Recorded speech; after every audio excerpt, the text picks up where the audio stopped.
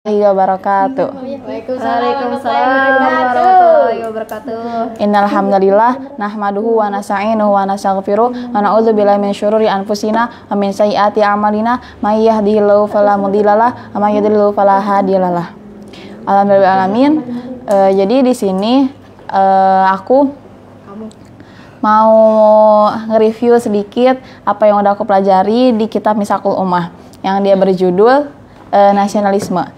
Jadi nasionalisme itu dia punya makna sendiri, yang dimana dia ini paham nasionalis atau paham kebangsaan, yang dimana dia ini cuman peduli sama yang dia cuman ngurusin atau ngejaga, ngelindungi negaranya sendiri tanpa peduli dengan negara lainnya. Yang dia juga bangga dengan negara dia sendiri, ya.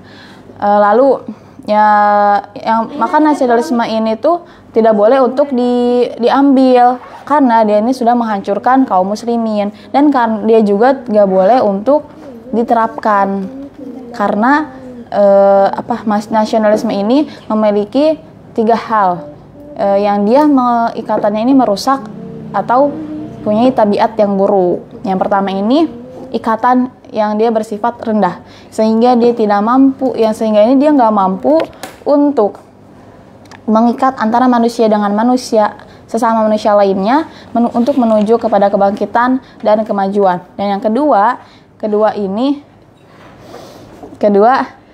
ikatan yang bersifat emosional. Ikatan yang bersifat emosional. Dia bersifat emosional, yang dimana ikatannya ini selalu disandarkan pada perasaan yang secara spontan, yaitu sifat membela diri. Yang membela diri ini, yang dia ini selalu berubah-ubah ikatannya, dan nggak bisa dijadikan sebagai ikatan yang awet atau langgeng antara manusia. Yang dimana dia ini muncul pada saat dia membela diri karena adanya ancaman-ancaman. Namun, kalau misalnya ketika dia ini keadaannya normal, maka ikatannya juga akan normal. Dan ini sehingga yang dia ini ikatannya tidak bisa dijadikan sebagai ikatan yang baik antara manusia dengan sesama manusia lainnya. Dan ada juga contoh bahaya lainnya, kayak seperti individualis, mereka memberi kelompok-kelompok seperti sendiri-sendiri, individualis, menghancurkan, tidak peduli atau hanya mengurus negara atau kelompoknya sendiri-sendiri tanpa peduli dengan yang lain, dan juga memecah belahkan umat Islam. Dia ini mensekat-sekat wilayah, bahkan juga menghancurkan daulah. Nah, seperti yang terjadi di negeri Palestina ini, di negeri Palestina, yang dimana saudara-saudara kita ini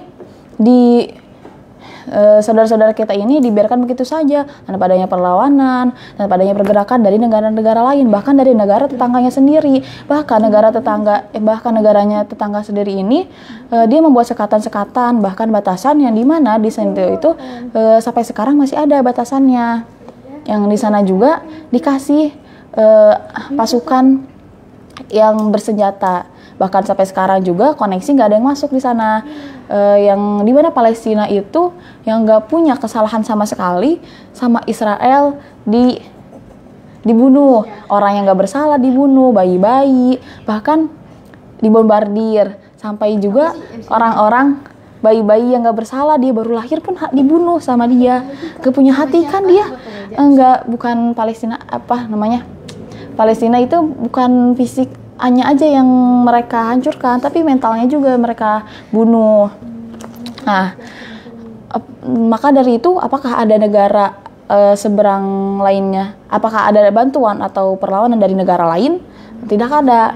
Dan juga bangsa Arab Mesir pun dia hanya memimpin negaranya sendiri, bangsanya sendiri, tanpa dia peduli dengan negeri seberangnya.